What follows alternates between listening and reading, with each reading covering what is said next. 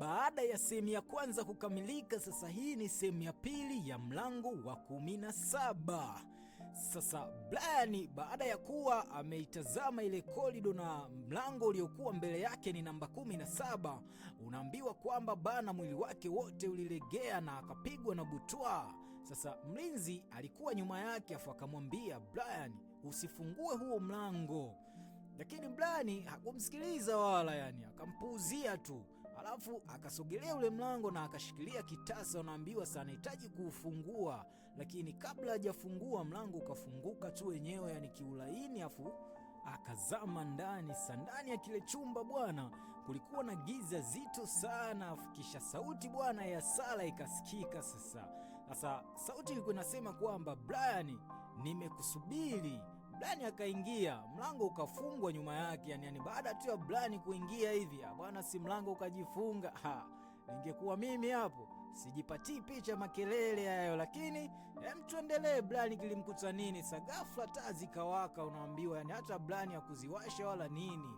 Asa Brian akagundua kwamba bana, kumbe ile haikuwa apartment namba 17, kilikuwa ni chumba kidogo tu ambacho kilikuwa ni chumba kilichojaa picha zake. Yani picha akiwa mtoto, picha akiwa shule, picha akiwa na Sara, na hata picha ambazo zilikuwa zimepigwa siku chache zilizopita. Brian akasogea karibu katika kuzitazama zile picha. Moja ya hizo picha bana ilimwogopesha zaidi, kwani ilikuwa ni picha yake akiwa amelala kwenye apartment yake, afu chini yake kulikuwa na tarehe, unaambia ilikuwa ni tarehe ya jana yake tu, ina maana ni siku moja tu, na picha tayari iko pale ukutani. Najiuliza, akiendelea kuogopa hapo, unaambiwa hofu imetawala. Brian akasema tu kwa hofu, nani ananifuatilia? Afu sauti ikamjibu, unaambiwa mpaka hapo hajamuona mtu yoyote, anasikia tu sauti ya Sara, lakini hajamuona bado mbele yake. Sasa mtu ambaye umekuwa ukimtafuta bila kujua, ndo sauti iliyomjibu baada ya yeye kuuliza ni nani ananifuatilia. Sasa mbele yake bwana kukaonekana mwanga, alafu Sara amesimama pale, unaambiwa Brian akashindwa kuamini macho yake, akaita tu Sara. Sara akamwangalia kwa huzuni tu, afu akamwambia usinisogelee. Brian akauliza uko hai? Sara akasema ndiyo. Brian akajongea taratibu, sasa anamkaribia Sara. Kwa nini ulifanya dunia iamini umekufa? Afu Sara akamjibu kwa sauti fulani hivi ya upole tu, kwa sababu mtu aliyekuwa anataka kuniua alikuwa karibu sana na wewe Brian. Sasa Brian akanyamaza kwanza, anatafakari hayo maneno, afu akamuuliza ni nani wewe? Sasa Sara akamwangalia machoni tu, mlinzi wako. Unaambiwa pilau ndo limeanza kuchemka. Sasa Brian anatakiwa alile likiwa la motomoto. Sasa Brian akakataa bwana, yule mlinzi wa jengo. Unaambiwa Sara akatikisa tu kichwa kuashiria kukubali, kwamba ndo huyo mlinzi wako ndo mtu ambaye alikuwa anahitaji sana mimi nife. Alafu Sara akamwambia Brian, huyo hajawahi kuwa mlinzi. Brian akahisi baridi mwili mzima, anahisi kama mwili unaganda.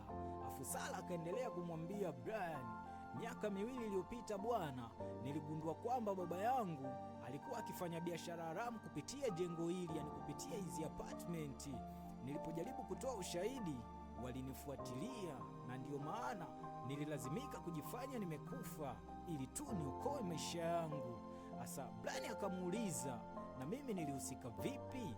Asa hapo Sara akavuta pumzi kwanza, unaambiwa kwa sababu wewe ndiye uliyekuwa na ushahidi wa mwisho. Hapo Sara anamwambia Brian kwamba wewe ndio mtu ambaye ulikuwa wa mwisho, mwenye ushahidi. Brian akatikisa tu kichwa, anamwambia sijawahi kuwa na ushahidi wowote. Sasa hapo Sara akamwambia unao? Aisee, hii ni hatari bwana. Sasa Sara akampeleka kwenye ukuta. Kulikuwa na picha ya Brian akiwa na umri wa miaka 10 tu, ni kitambo kama miaka 18 hivi iliyopita.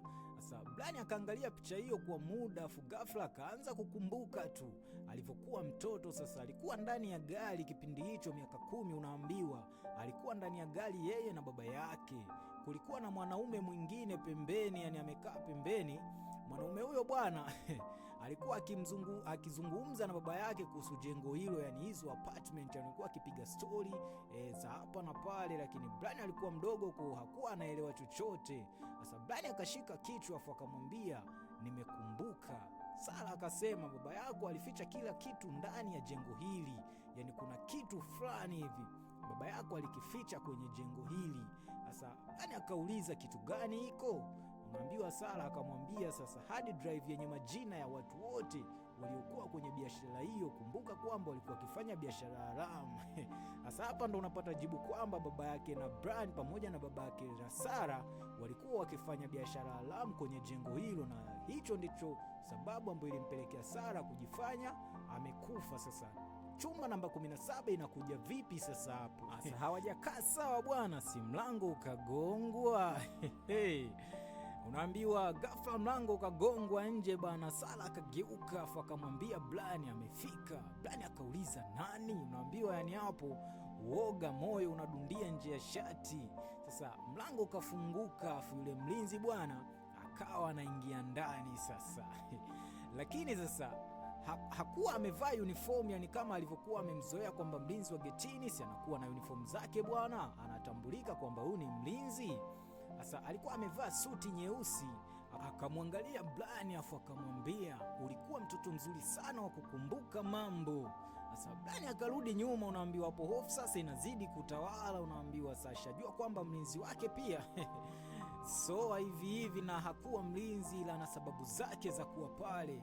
Sasa mlinzi akamwambia Brian, ulikuwa umesahau kila kitu mpaka ulipofika kwenye mlango huu, unaambiwa mlango namba 17. Sasa Sara akamwambia Brian usimwamini. Mlinzi akatoa simu yake, unaambiwa akamwonyesha video. Ndani ya ile video alionekana baba yake Brian akiwa hai. Sasa Brian akashangaa tena, baba yangu. Mlinzi akatabasamu tu, alikuwa hajafa unaambiwa. Sasa Brian naye bana, kumbe baba yake pia alikuwa anaamini aishakufa muda mrefu, kama ambavyo alivyokuwa akiamini kwamba Sara pia aishakufa muda mrefu, lakini kumbe wote wapo hai. Sasa hii ndio siri ya namba 17, chumba namba 17. Sasa tunaendelea. Brian akamwangalia Sara tu, kumbe baba yangu yuko hai. Sara akamjibu, unaambiwa ndiyo, na ndiye aliyekuwa nyuma ya kila kitu. Brian akakaa chini, unaambiwa kwa mshangao, yana akapigwa na butwaa. Afu mlinzi akasema, unaambiwa akamwambia sasa Brian, ukitaka kumuona baba yako fuata njia iliyo nyuma ya mlango huo. Yani kwa mlango uliokuwa mbele yake kulikuwa na mlango mdogo, anamwambia fuata hiyo njia kama unahitaji kumuona baba yako. Sasa ule mlango mdogo bwana ukafunguka, yani wenyewe tu ukafunguka. Brian akatazama ndani, kulikuwa na ngazi zinazoelekea chini ya jengo, anaambiwa hiyo ni underground. Sasa wakati anatazama kule chini, Sara akamshika mkono afu akamwambia Brian usishuke. Brian akamuuliza kwa nini? Sara akamwangalia kwa macho yaliyojaa hofu na uoga, unaambiwa sapo kwa sababu baba yako hayuko peke yake chini kule. Sara akamwambia Brian. Sasa ghafla kutoka kule chini ya ngazi, yani kule underground, ilisikika tu sauti ya mwanaume ikasikika ikasema, Brian mwanangu, nimekusubiri kwa miaka 20 sasa. Unaambiwa Brian akaganda hapo, yani unaambiwa hapo nywele zimemsimama, moyo unadundia nje ya shati. Yani ningekuwa mimi nadhani ningekuwa naitafuta Dodoma, yani hapo nishafika mbele ya muda. Sasa Sara akafumba macho tu afu ule mlango bana ukajifunga yani. Yani hiki ni kizaazaa kingine sasa kinaenda kutokea hapo. Kumbuka bana, wako ndani ya kile chumba ambacho ni namba 17. Yani ile chumba ambacho namba 17 ambacho ndo kimebeba kila kitu.